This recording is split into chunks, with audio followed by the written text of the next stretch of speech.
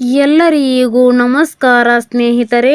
ಶಾಲಾ ಮಕ್ಕಳಿಗೆ ಇದೀಗ ಗುಡ್ ನ್ಯೂಸ್ ಮಾಹಿತಿ ಒಂದು ಇದೆ.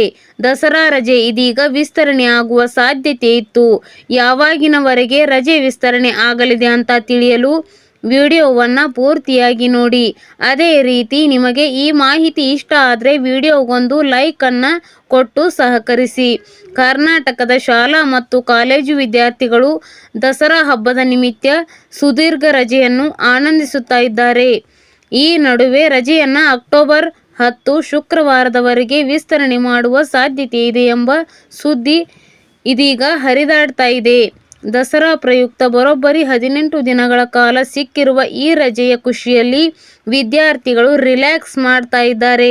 ಆದರೆ ಇದೀಗ ರಾಜ್ಯದ ಹಲವು ಜಿಲ್ಲೆಗಳಲ್ಲಿ ಮತ್ತೆ ಮಳೆಯ ಅಬ್ಬರ ಜೋರಾಗುವ ಆತಂಕ ಮೂಡಿರುವ ಕಾರಣಕ್ಕೆ ಇದೀಗ ರಜೆಯನ್ನು ವಿಸ್ತರಣೆ ಮಾಡುವ ಸುದ್ದಿ ಕೂಡ ಇದೆ. ಈಗಾಗಲೇ ಬೆಂಗಳೂರು ಸೇರಿದಂತೆ ಕರ್ನಾಟಕ ರಾಜ್ಯದ ಹಲವು ಭಾಗಗಳಲ್ಲಿ ಮತ್ತೆ ಭಾರೀ ಮಳೆ ಸುರಿಯುವ ಮುನ್ಸೂಚನೆ ಇದೆ.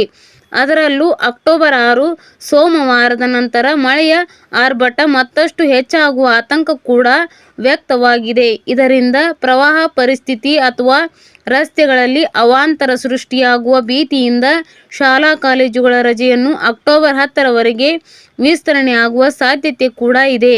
ಆದರೆ ರಜೆ ವಿಸ್ತರಣೆಯ ಸುದ್ದಿಯಿಂದ ವಿದ್ಯಾರ್ಥಿಗಳಲ್ಲಿ ಸಂತಸ ಮನೆ ಮಾಡಿದರೂ ಕೂಡ ಈ ಕುರಿತು ಇನ್ನೂ ಯಾವುದೇ ಅಧಿಕೃತ ಮಾಹಿತಿ ಅಥವಾ ಸುತ್ತೋಲೆ ಬಂದಿಲ್ಲ.